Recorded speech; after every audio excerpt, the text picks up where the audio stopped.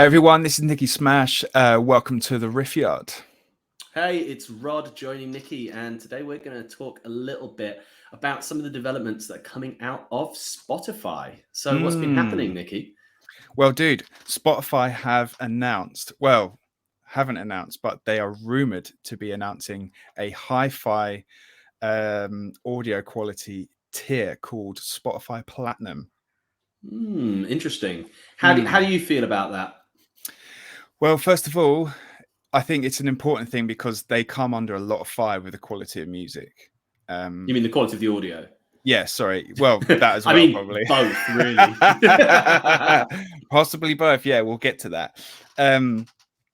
Yeah, the quality of the audio is definitely a thing. And if you do sit something like Apple and, of course, Tidal side by side with Spotify, the difference is very noticeable, in my opinion.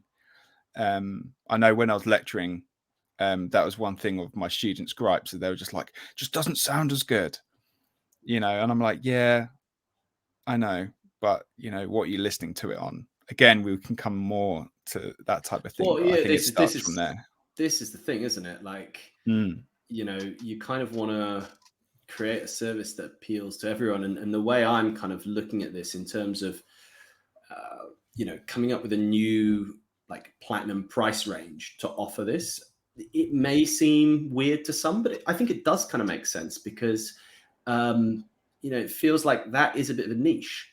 I'm not sure if every casual music listener really cares if they're getting high fidelity audio, especially given what the vast majority of people are listening to this on their phone, probably on a pair of cheap headphones on the bus. That's the reality of it. Yeah, So, that's it. Yeah. So while, on one side as a consumer, I'm like, yeah, I would like the audio to be better. And I do think I'm paying a fair price at the moment and I should be getting a better service. This is the big money makers. Like, they're going to go, okay, yeah, but for the people who really want it, they probably will fork out that extra little bit of cash. Should we have a read on the article that kind of Fuck it, dude. Let's exposed get this? into it. Yeah, let's Right. get Do you want to in. read? Do you want to read, or should I? You should, mate. I'm dyslexic as shit. Okay, right. So this is from Music Business Worldwide, and don't let dyslexia hold you down. I won't, mate. I play to my strengths. I'll just use my ADHD to talk a load of shit and, let my eyes do less of the work. Cool. Right. So yeah, this is from Music Business Worldwide. It's a really great resource for geeks like us who just love hating the industry. Love it. Love the hate. Lots of people, it's a big thing to like hate watch like TV series and stuff that you don't really like and moan about it. But what we do is we basically follow the same concept, but we just do it around the music industry. Because as both musicians or maybe former musicians, we realize the music business is a necessary evil, but it's still unjustified quite a lot of the time. So this is a great article. There's been rumblings of this for quite some time. When we were researching this, we did find talk of this as early as the beginning of the year, and even before then on the rumor mill on Reddit and whatever.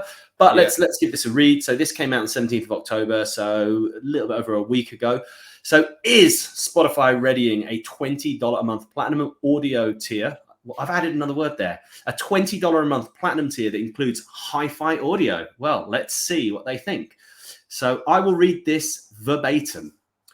Could Spotify convince a segment of its premium subscriber base to upgrade to a platinum tier with extra features for double the cost?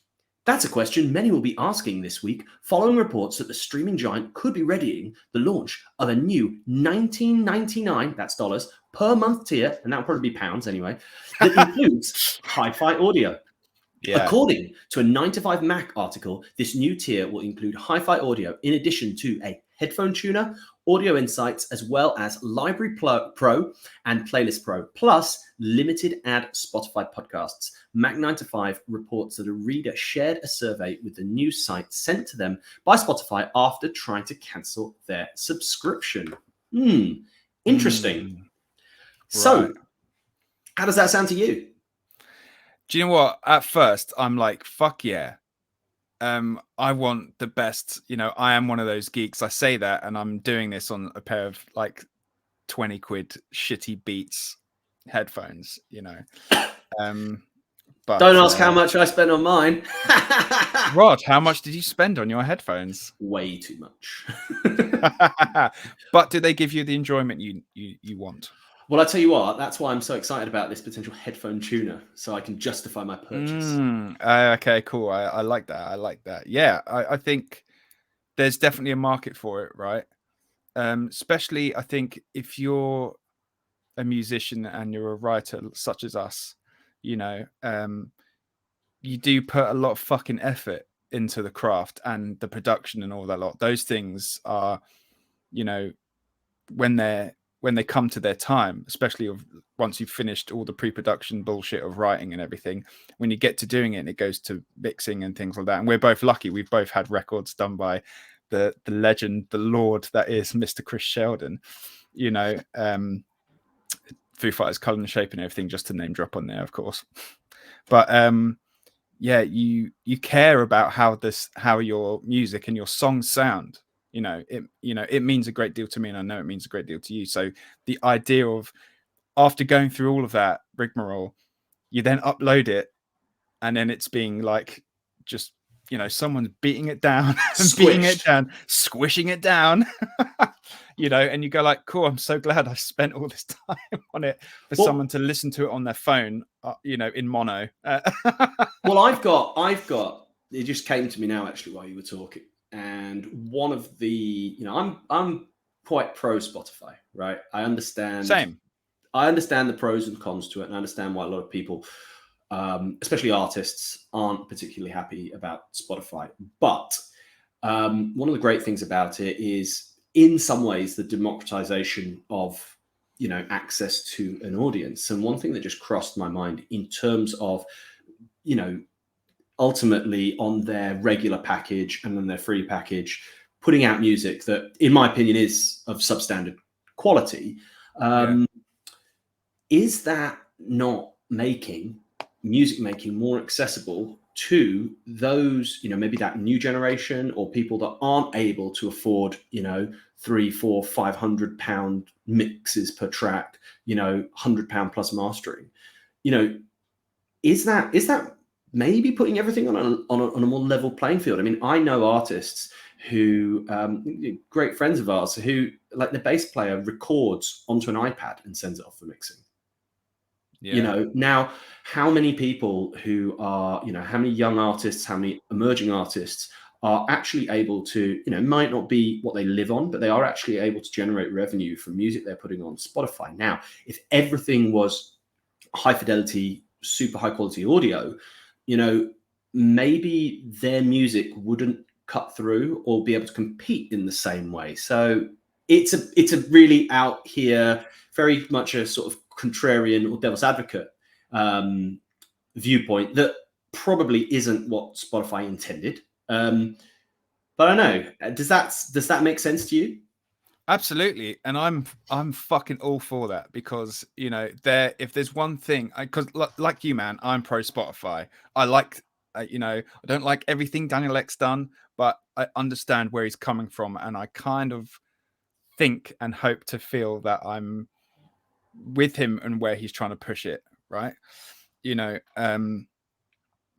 But there is a fucking quality control problem with it. Like, there's experiments and stuff where bands have, and this has been spoken about for years now. I'm not telling you or anyone anything new here, but just to reiterate my point here is that there's bands that just put out 3 minutes silence tracks, and they did that 11 times, and went on Canva, did an album cover or whatever, and just put out everything's blank and black, and then they're getting money for it. So, but this goes back to, like, this is the music business, like, and this is the thing. It's like, there are more tools at artists' disposal these days.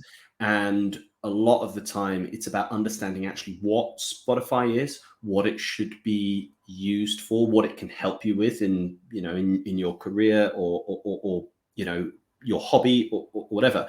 If you understand that, rather than be angry about it, not being something that you want it to be, that might not exist or might not have ever even existed, the easier it is you will kind of, understand how it all fits into the ecosystem at the moment. Yeah, and I think when there's something you maybe you remind me of when you were talking about what's Spotify's purpose and what it actually is. I think people seem to think that it's well, for a start, it is a library. That's the thing. It's very much like your public library, right? Where you will, I don't know, you have your library card, and you'll go down and you'll borrow a book, for X amount for a certain amount of time, and then you'll give it back. Okay, no one's ever complained about that. No writer of a book has ever got upset about that, right? And you could do this, and you did do the same with CDs. I know I did it when I was a kid. If I didn't quite have, the pocket money or from my paper round and able to buy the latest thing at the time, one thing I did was I'd go to the library, rent it for a few days, and then give it back, and so there is a thing of like, also as well, when we were kids, you'd go to like when I was growing up in Jersey, there was a great independent record store called CD John's, right? And you'd go down there. CD John's? Is that a record store? Yeah, CD John's. Yeah. And I see what you did there. Yeah, record store John's. I'm just using the Americana term for album. So you'd go down there and go, can I listen to this? Okay, I know this is a very long caveat to a point, but bear with me here. So you'd go, oh yeah, what's this? And you go, yeah. So he'd put it on, and then you'd have some headphones, and you'd stand there for half an hour, staring at the wall, listening to the music, and then you go, no, I don't like that, but thanks anyway. Should the artist have had money for that? That's kind of the same thing. That's the same principle of what we're talking about here, really.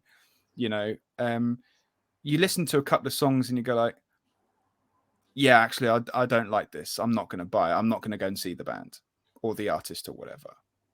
It's kind of the shop front to everying.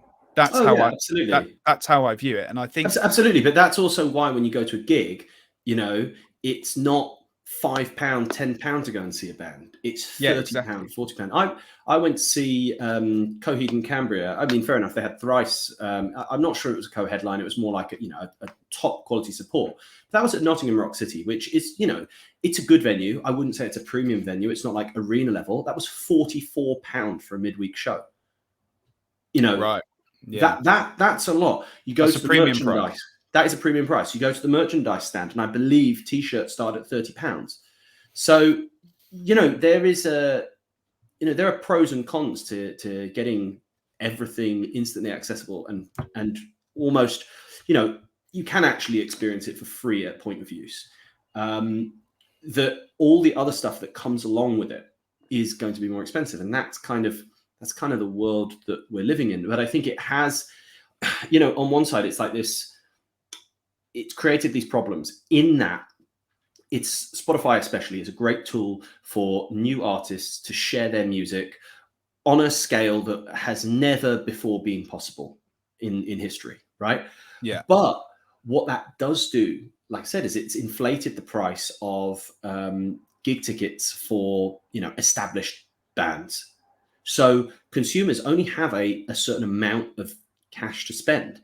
And, you're seeing this in kind of like, the UK rock scene or new wave of classic rock scene. Like, you go on Facebook and you look, so many gigs being cancelled left, right, and center. Ticket sales weren't enough. And you have to wonder, I mean, I'm going to see Blink-182. Okay, it was £100 for a ticket. Yeah. When gig tickets, it used to be maybe that, your local gig entry was £5. It might be 10 or 15 to go and see a premium band, maybe 20. I don't think people have more money to spend on this now. So, maybe that £100 ticket I've spent on Blink-182 does that mean I'm now going to sack off 19 local shows? It may well do. It might not be quite to that scale, but it's definitely going to have an impact. Yeah, absolutely. I think you know, I think the Blink thing's a really fucking good example, actually, dude. You know, I mean, Maybe that's another separate discussion for another video. Yeah, absolutely. I think that's you know, part 2 of what we're talking about. But you know, I think, especially with what's happened with them, Mark being ill, Tom coming back, there is, you know, I think personally it's going to be a load of dog shit, you know, and you know, come at me, internet. But you know, there's a reason people will want to see those 3, and people will pay through the nose or whatever it is in order to see it, because it has value, it has nostalgia. Well, it's a commodity that has a limited lifespan.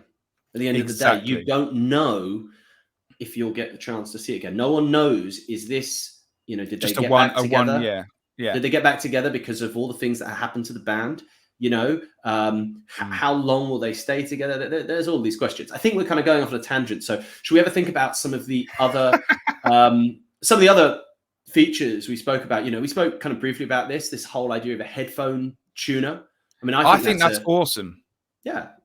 You know, and this is the thing. It feels like Spotify are saying, you know, for you musos, we will create a package for you, but you know, that price is going to be shifted definitely on your shoulders. But again, it's just it's typical kind of just looking at the market, because the people who really care about it are probably the people that will pay, because there's very few people I know. I think it's Tidal that are known for having better audio. Nearly every person I know that has a Tidal account also has a Spotify account. Really? You know what I mean? Okay. Right. Okay. So people are willing to pay. So that would be nearly 30 odd quid if it was just, let's just talk about standardized plans there. I think it's about 15 quid or 14.99 for a Tidal account, isn't it? Something like that. And it's it's like 14.99 for a standardized. Catalog isn't as extensive as Spotify's. No. And often as well, you know what? It's people who are musicians and stuff like that, and they'll pay for the Spotify account because of, you know, Spotify does more for emerging artists than any of the other platforms do. I think that's where they're kind of ahead of the curve slightly. Well, also they have they have patented, you know, technology that makes them the way they are. You know, I don't know the full ins and outs of it, and then there's plenty of fucking videos if you scour the internet, people, for that stuff. You know, in fact, actually, that refers to one of the things that we'll talk about. I think it's on that bloke Moon talks about it, actually. Yeah. You know, again, that's, you know, another topic for another time, but another time later in this video. Another time later in this video. Yeah, of course. Not in a different one now, you know what I mean there. But for me, if this comes out to be true and they say, right, it's out, you bet you fucking, you know, the bottom of the barrel of what's left of the pound sterling at the moment, I'll be paying it. Oh, yeah. I'll get that. No fucking problem. Do you know something that came to mind as well when you talk about headphone tuning? I'm like, hang on a second. You know, first off, is that going to allow you to, I mean, I think first off, they'll probably have some sort of AI that will configure your headphones to the individual track so that you can, you know, because if you're listening to reggae or you're listening to death metal, you know, your setup is going to potentially be different for you to, you know, really get the most out of each track. So you wouldn't just have it flat across the two. But the next thing, do you mean by like brands? Is that what you mean? No. I mean by so like if you're listening to it on Bose headphones or Audio Technica or something. No, I meant by like musical genre. I meant by musical genre. You remember like on the old like Walkmans and whatever, you would have like, oh, this is jazz, this is rock, this is funk. Do you know what I mean? So they could potentially open that up. The thing that I was thinking about a nightmare scenario would be like, oh, you can do it yourself. So you'll get these like people who know nothing about audio, like playing with the settings and experiencing music in ways that maybe wasn't intended. So that might be an unintended consequence of giving that sort of freedom. I think like the other thing that I don't really get, that they talk about audio insights. there are aggregators that do that already, where you can analyze a track and you can get the BPM, you can get the key of the track. I'm not really sure what audio insights, as a consumer, what audio insights are you after from your music? Well, as a musician, I just fucking work it out. I mean, you're the same. People people like us and people like Drew and stuff like, are the same. Talking about Drew Lowe from Just a Ride, Rod's band.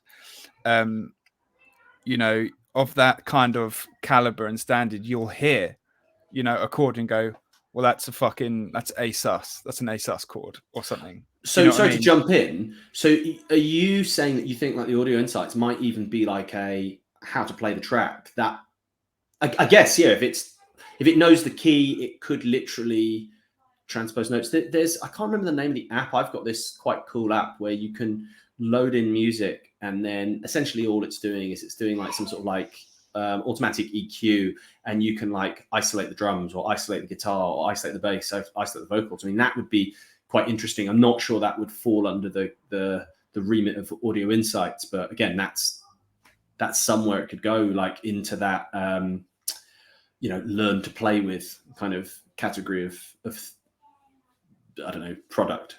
Yeah, I suppose, or it could be one of those absolute nerd things where it's like, this was recorded on a 1975 Gibson Les Paul, or something like that, type of thing, Oh yeah. I mean, that would be, that could be pretty interesting. Like giving more of an in-depth into what studio was it recorded at, and that might who was the mixer, who mastered it, who engineered it, all of this sorts of stuff. And then that's I guess song credits. Yeah, that's pretty cool. And then you can start building playlists. I mean, actually, one of the best playlist features that I've seen on Spotify recently is by songwriter. So there are these kind of great kind of people. It might be like Desmond Child, or it might be Diane Warren, or do you know what I mean? And you click on that, and you just get a playlist. Yeah, you just get a playlist of all the stuff that an individual songwriter has written, and you realize how you wouldn't want to miss a thing. No, you wouldn't want to miss a thing. And something that they built a whole city on rock and roll. They built a whole city on rock and roll. Yeah, I'm trying to think what Celine Dion tracks she wrote. Probably all of them. I think "If You Loved Me." Yeah, I've got loads. She's just. I think she wrote. Did she write "The Sign" by Ace of Base too? There's some. Oh yeah, her abilities are vast. Oh mate, it's ridiculous. It's absolutely ridiculous. Amazing. So yeah, maybe pro features. I think limited ads on podcasts. I mean, I don't really notice the ads so much on podcasts because you can skip them. Well, if you're on premium. Yeah, well, that so I don't see why that would be an issue anyway. I mean, I listen to a lot of podcasts on Spotify. I have never come across an advert. Yeah.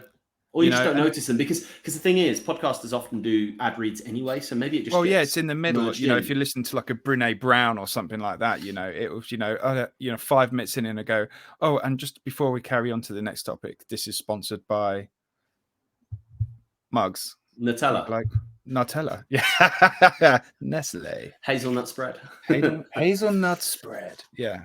Unfortunately, we can't pause and do an ad read because no one sponsors us. As of yet, you could. Come on, Raid Shadow Legends, come at us.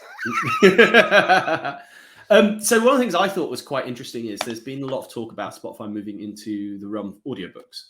They've had a bit of pushback from various kind of behemoths in the industry.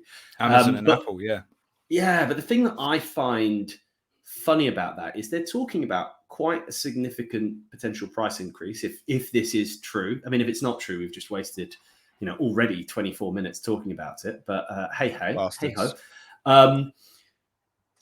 they're talking about a fairly significant price increase, but we're not talking about this big new feature. And it seems interesting to me that they haven't maybe lumped this all together.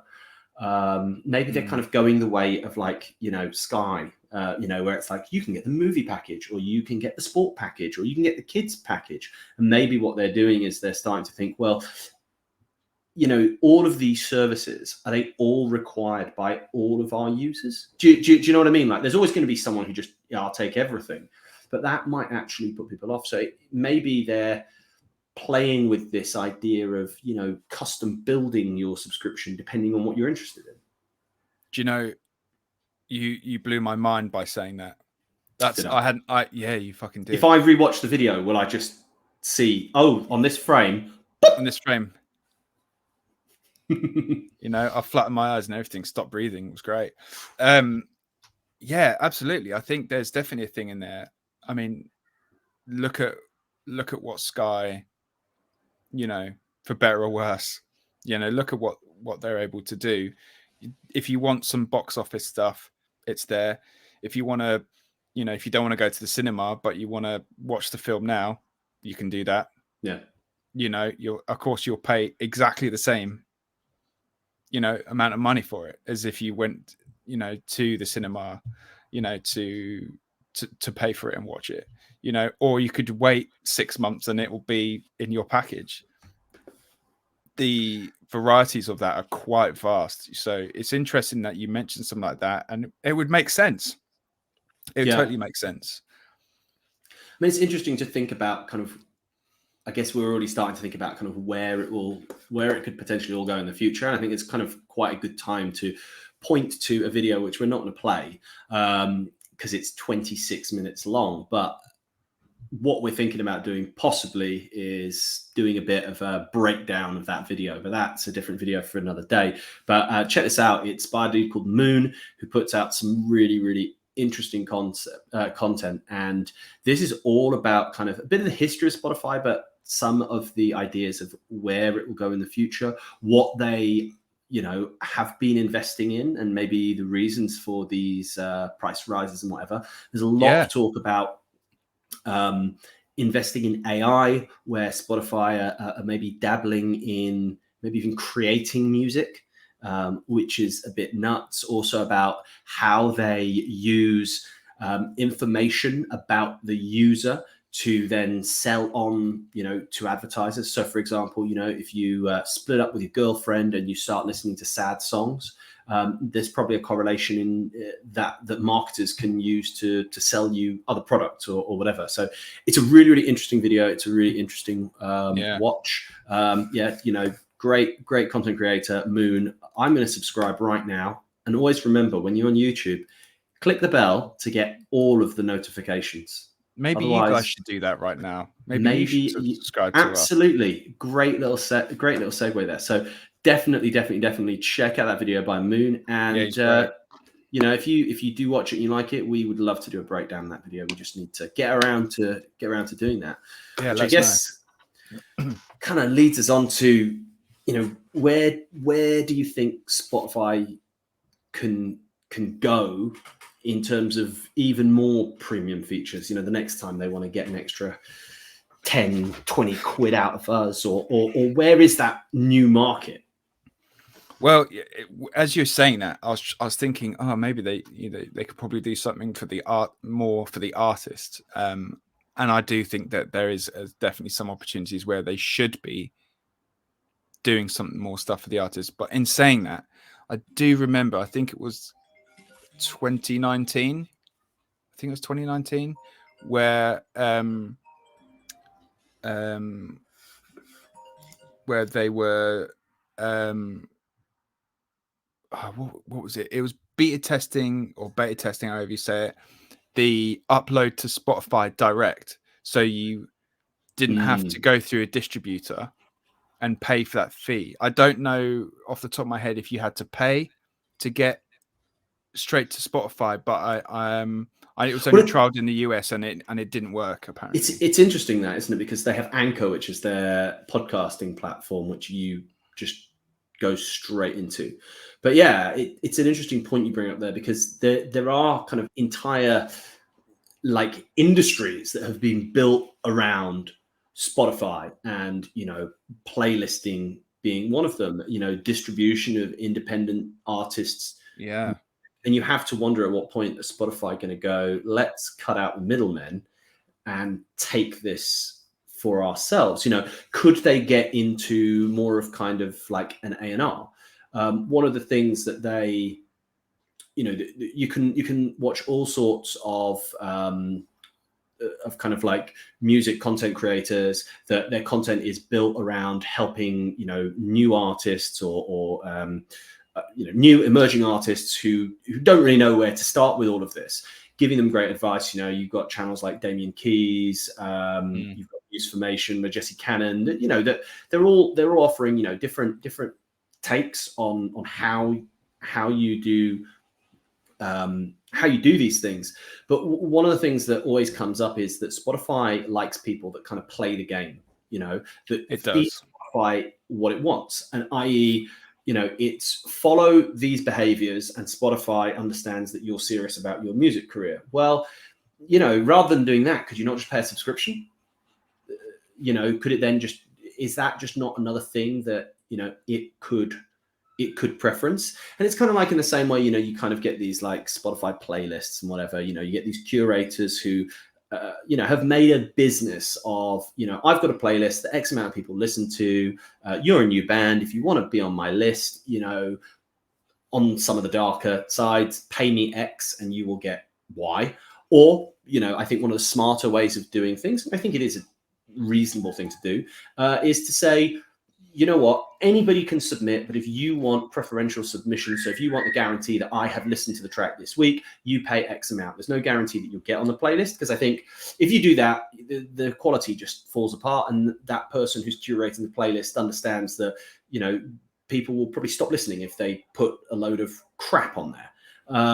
But I think that kind of, that preferential listening works quite well. So, you could do the same, Spotify could do the same themselves. Again, cut out the middlemen and start a new thing. It could almost be as if like Spotify becomes the record label.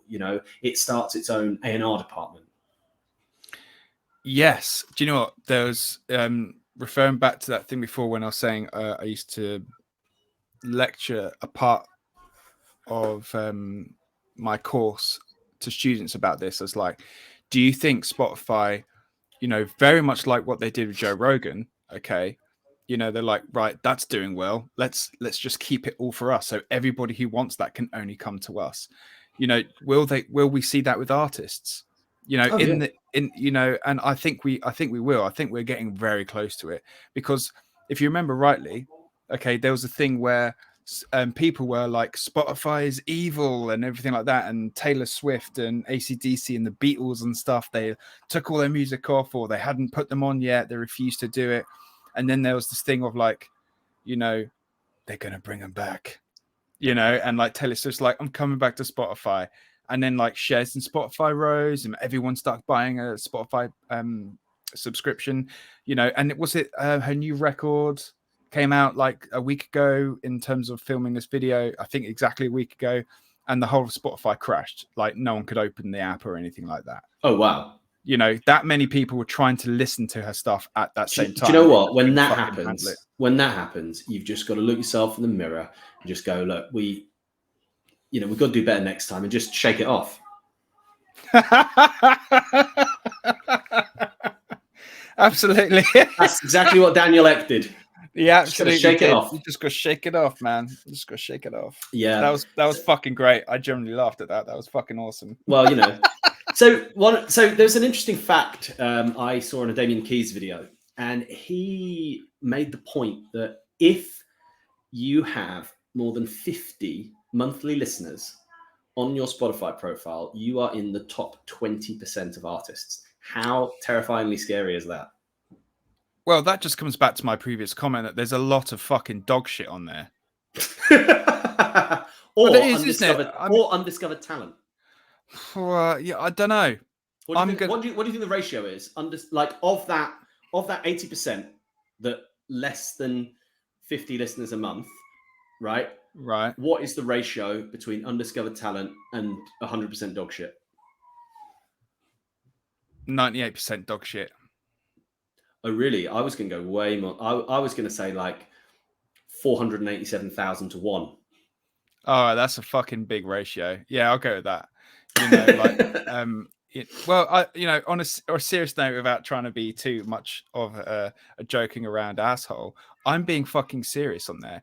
The amount of stuff, when I had a PR company, for example, and you worked under that for a while, the just sheer amount of, and I mean this, anyone who can make music, let's just get this fucking caveat out of the way, right? Anyone who can make music, stand on stage, you have my respect. Absolutely. If you've got the balls to go through writing a song and pouring your heart out, and writing a song about it, I fucking think that's brilliant.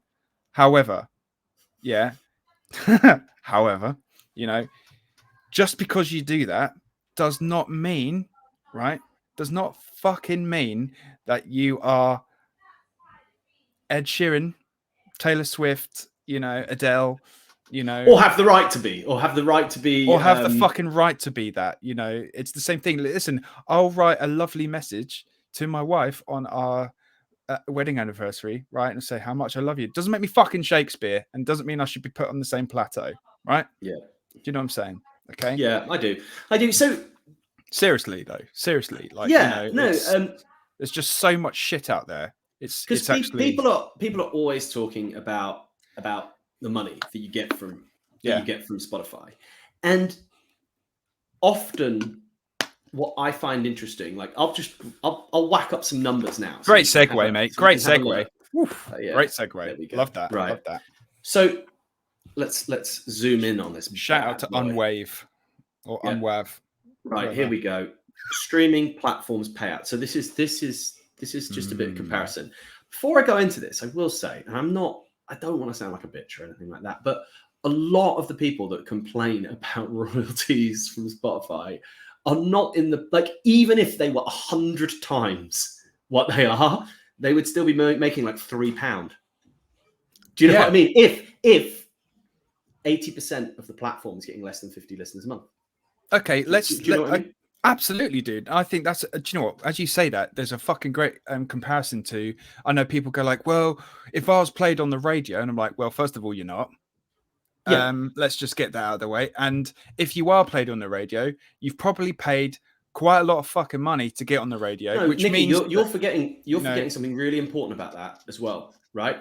Not all radio stations pay the same. I.e., if you get played, I believe, just off the top of my head from some stats, I think if you get played in the middle of day on Radio 2, which is the number one radio station in the UK, I think you should be expecting to get between £50 and £70 for, I think, a 3-minute track.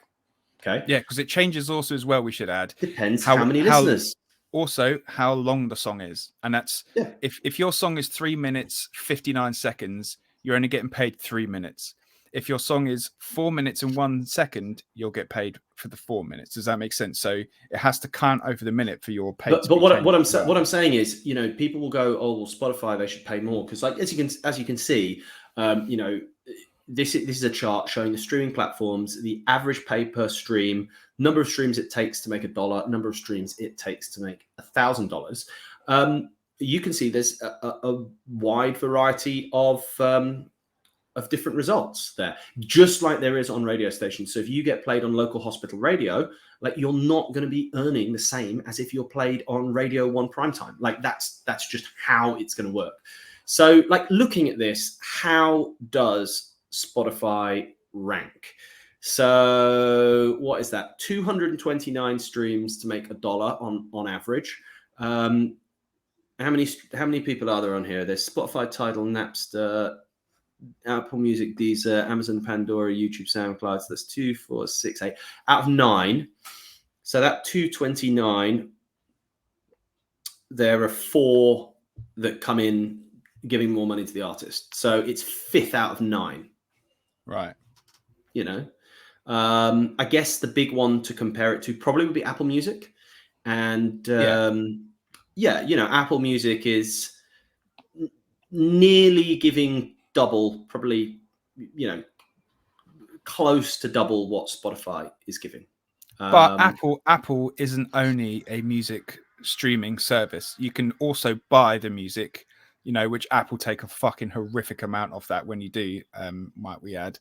And also, you know, they do sell phones and hardware and all sorts of other shit, and you know, to go with it. So I think they can afford to maybe, you know, take some hits in this area to then pump up this area. Maybe, I don't know. Yeah, it's interesting. YouTube solo. So one of the things that I found, like, you know, last time Just Ride were on tour, you know, we would talk to a lot of people, and all of our promotional material, all of our flyers, all of our stickers are like pushing Spotify, right? Yeah. And you know, going out and talking to people after the gigs, I did get quite a lot of pushback. Oh, Spotify! Oh, I don't like Spotify. I don't like Spotify. Which, you know, I think given that we're in that sort of, I guess, that new wave of classic rock kind of you know, group of artists, and it is an older crowd. It's, you know, it's our generation or older, who aren't maybe into the streaming in the same way that, you know, maybe it is in different genres. But one of the things that kept coming back was, oh yeah, I don't do Spotify. I support artists. I listen to YouTube. And it's interesting there that YouTube is actually, you generate half the amount of revenue on YouTube as you do on Spotify, which is actually a good segue, because that's something I wanted to talk about.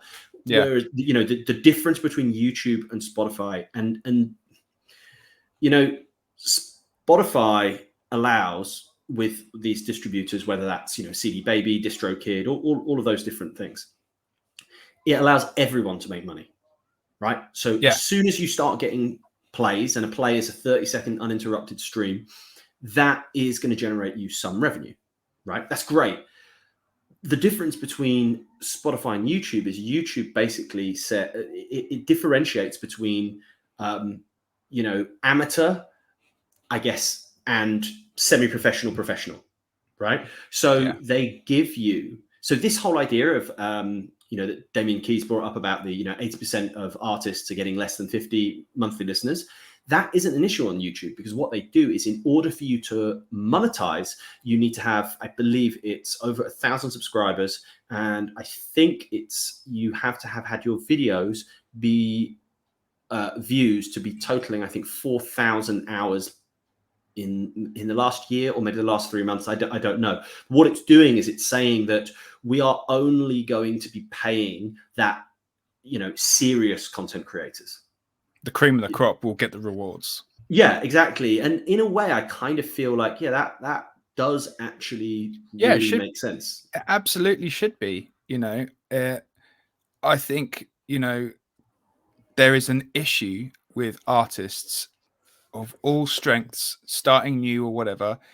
They think they are entitled to payouts, you know, and it's like, no, you're not.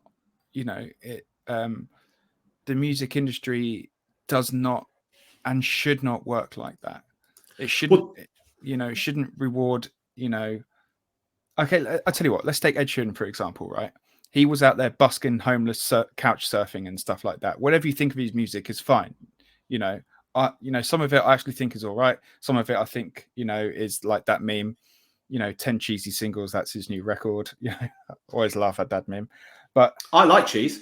I do like cheese, though. You know, you can't fucking deny that, right? You know, and proof's in the pudding, right? He has all the numbers. He's in film, he's in TV shows, his music's every fucking left, right, and centre where you turn, and he's playing Wembley for like 10 days in a row or whatever. You know, proof's in the fucking pudding that he's doing well, but he came from nothing, right? And he worked his dick off. You know, he should be rewarded for that. He worked hard for that, you know. Whatever you know, the bigger you are, the more likely you are to have hate as well. Do you know what I mean? That's just, you know, the nature of that. Something that I think a lot of people don't really get, right? And this is where I think I'd actually support more the YouTube model, and it's that separating off the complete amateur to the, you know, it's not a professional, because I think there are plenty of channels that you could go to on YouTube that have got 1,000 subscribers, they're meeting that, and they're probably making pennies. But it is differentiating between somebody that is taking this very, you know, seriously, You know, and someone who's just, well, I'll whack something up and see what happens, right? It's like the X Factor mentality on top of that, isn't it? I think, you know. Yeah. But the thing is, what I think a lot of people who get upset about the whole streaming and the royalties and all this kind of stuff, they don't understand that even in the traditional record label setup, right? In order for a record to make money, someone had to basically bankroll it. Like, there was a period of time for every artist who has ever existed, right, that somebody made a loss until that loss, to, you know, that investment paid it back. So I think what we need to be really careful with, and I think a lot of people that sometimes dive into this debate who maybe either you know, aren't artists and don't really understand, or haven't really, I don't know, haven't really been exposed to the reality of all of this, is that in order to succeed in anything, whether that's as a recording artist, whether you're setting up a label, whether you're setting up a, you know, a music press outlet like we're doing at the moment, or whether that's just starting any business, right? There is a period of time where it needs to be bankrolled by loss. There are, I can think of very, very few businesses that will have started off and they'll be in profit straight away. So, you know, you do need to go through a period of time where it costs you more to put out your craft or to put out your product than it does to sell it and generate revenue for. And part of the whole risk and reward of it is it's, you know, taking that plunge and believing in it and giving it a go, you know. And I think that's what people need to understand. You know, I think that if you are savvy, you can get there quicker than ever before with a lower level of investment that is needed, but it is not nil. Maybe it will be in the future. I mean, with mobile phones and the kind of free software that's kicking around, there is no reason why a very, very talented new artist, maybe just in terms of, you know, knowing the technology and really having the time to exploit it, it will probably be a young artist who manages to, you know, create an empire from almost nothing. Yeah, 100%. You know, but at the same time, it's also infinitely harder because there's more people to compete with. But yeah, you know, that's kind of my take on that whole side of things. I mean, there's lots of stuff going on. There's lots of platforms that have been kicking around. I mean, like, we can have a quick look at one now that we were recommended.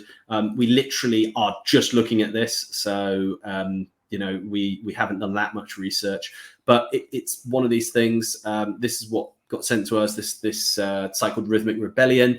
And, you know, I've seen this many times. It's like you say, Nikki, music, you know, we're a music site made by musicians for musicians. And, you know, it's probably promising better cuts, you know, it's probably, you know, maybe giving the artist more autonomy. But, you know, the one thing I can guarantee straight away before I even read a word on this page is the potential reach for artists using this platform right now will be nowhere near Spotify.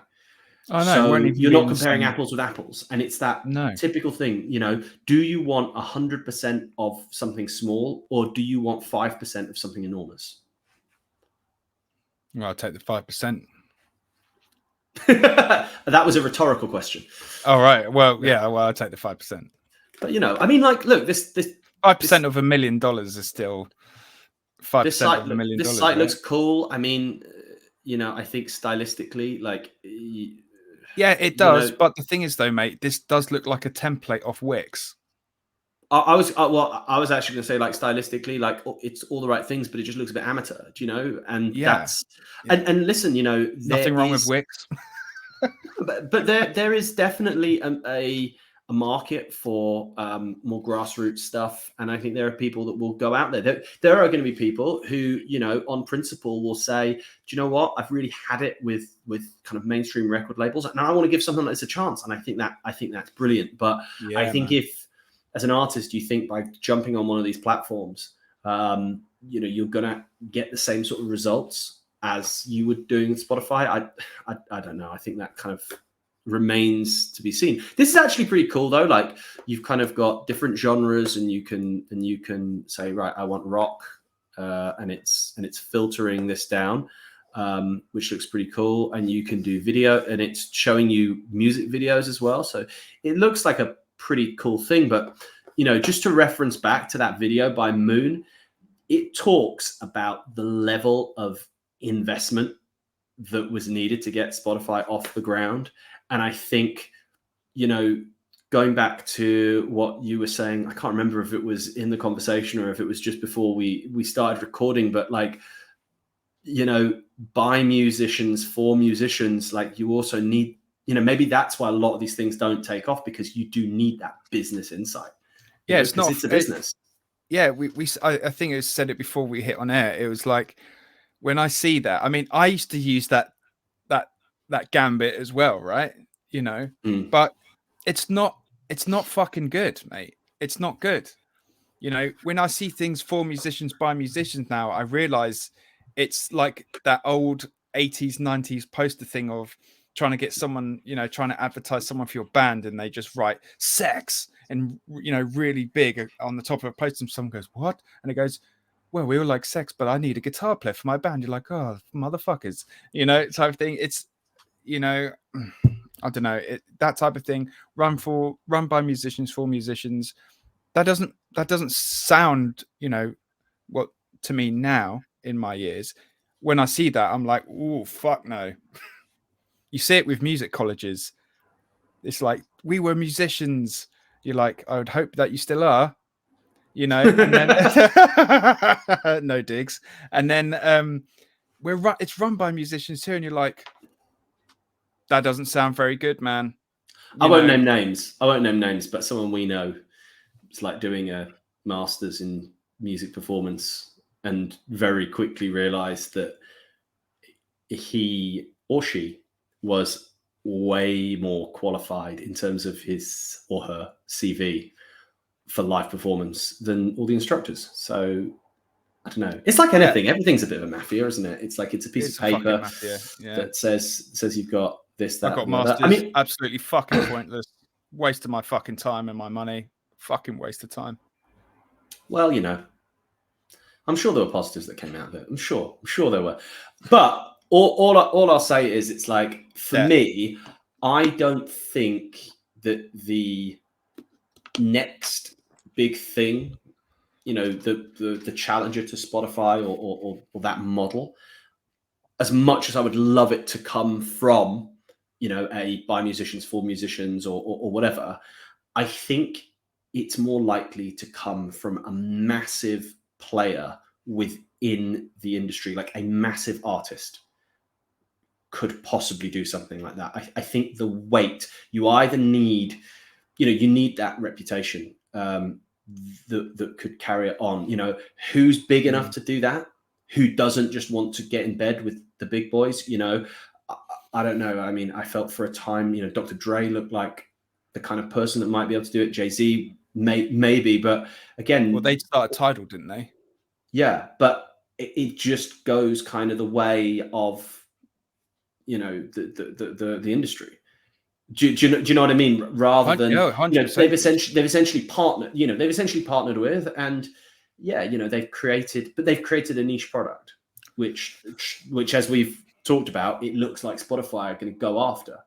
And it's interesting as well that, both of those artists, their music is still on Spotify. They haven't like gone nuclear. Well, that would be surely that, if you'd, someone like Jay-Z and Beyonce, right? If they started out, I think Jack White was involved with it as well. There's quite a few players. There's that old video of like talking about, I think it's having a dig at them, where it shows the boardroom of Tidal, and it shows you who's all the artists who are trying to like get it going, and it's like Jack White, Jay-Z, and Beyonce, and all these other massive players, right? Kanye, I think's in there as well, and underneath someone's put probably not anymore. Probably not anymore. They probably just blanked that bit out, where they put how much each artist is worth under each thing. And it's kind of like, you complaining, are you? And it's like, well, I see both sides of that coin, you know. Yeah, but then this goes back. If we want to go whoop and go all the way back to what we were talking about, Blink and Ticketmaster, it comes back. Like, we can have a whole video on this, but the conclusion will be this: who do you want the money to go to? It's either going to go to scalpers or it can go to the band. Yeah, I don't want it to go to anyone but the band. Yeah, That's it. That's it's a double-edged sword. It is a double-edged sword. And you know what? Just to kind of, there's something on there I have to say it. My ADHD's clucking at the bit. Is when you said, where does it go? Where's it come from? You know, how, you know, the investment for something like Rhythmic Rebellion. Is it Rhythmic Rebellion? Is that it? Yes. If I kind of paraphrase Serge Tankian from System of a Down, right? There's a great music documentary everyone should watch called Artifact by Jared Leto and Shannon Leto, 30 Seconds to Mars. It came out in 2009, but some of it still holds incredible amount of weight. Is that they're all complaining about record deals and the advent of the 360 deal, streaming rates, and how this is. And one thing he said, and he goes, the record companies were fooled by themselves. They had so much arrogance that they couldn't see anything changing because of how, just, you know, if you look at the numbers from the 90s, right before it happened, you just like, you know, of course you would. You'd be like, yeah, do you know what I mean? Bawling, you know, without even the second glance, you know. But it took a computer company to fix the music industry. And yeah, like, but the thing is, right, but it wasn't broken in the was it broken in the first place? The thing is though, they ended up, the same players have ended up on the top again. Like, oh yeah, you know, course, yeah. Again, go back to that Moon video. It's very interesting to know who are major stakeholders in Spotify. You know, yeah, very much so, very much so. So yeah. I mean, Kanye West's favorites, Goldman Sachs, but the record companies as well. So it's very interesting to see how it's going to go. But also as well, really interesting too, how Spotify are trying to wrestle control back out. So I would definitely recommend anybody go and watch that Moon video. I definitely think we should go through it. I think that'd be a good follow-up video to this. Do you know what would be great? You know, maybe at some point we could get that guy to come and talk it with us. That'd be fucking cool. I very much doubt we're big enough to be able to do anything like that at this moment. But you know, one day, Moon, please. You know, yeah, I think that's great. I think we should absolutely do that. There's so much that we could pick apart. I mean, fuck, we could talk about this for fucking hours. To be quite frank, you know. Well, I think we've pretty much covered it all. So I think so. Yeah. Yeah, that was a good chat. It was a good chat, mate. Yeah, it was good. It was good. I feel kind of setting the world to rights a bit on that shit as well. Do you know what I mean? For sure. And for anybody that's watching, like, you know, let us know how you think. You know, we've gone through hundreds of things, so you know, let us know in the comments. Make sure that you, like I showed you before on the Moon video, if you like what you are seeing or hearing, make sure you subscribe to our channel. We're Riff Media. Make sure you click on the bell as well, so you get absolutely everything. And you can follow us on all the other social media, which we'll link in the description below. Anyway, have a great rest of your day. I don't know what happened to my voice just there. Yeah, that's it. Yeah, I don't really know how to end. We'll get better at ending these things in the future. So, yeah, exactly. I mean, I suppose no one really gives a fuck how it ends, and no one really gives a fuck how it begins. It's all about the juicy bit in the middle, isn't it? You don't think about the first bite of the apple or when it's going to end. You just enjoy the shit in the middle. Just enjoy it while it's there. Right. Take it easy, guys. Huge love.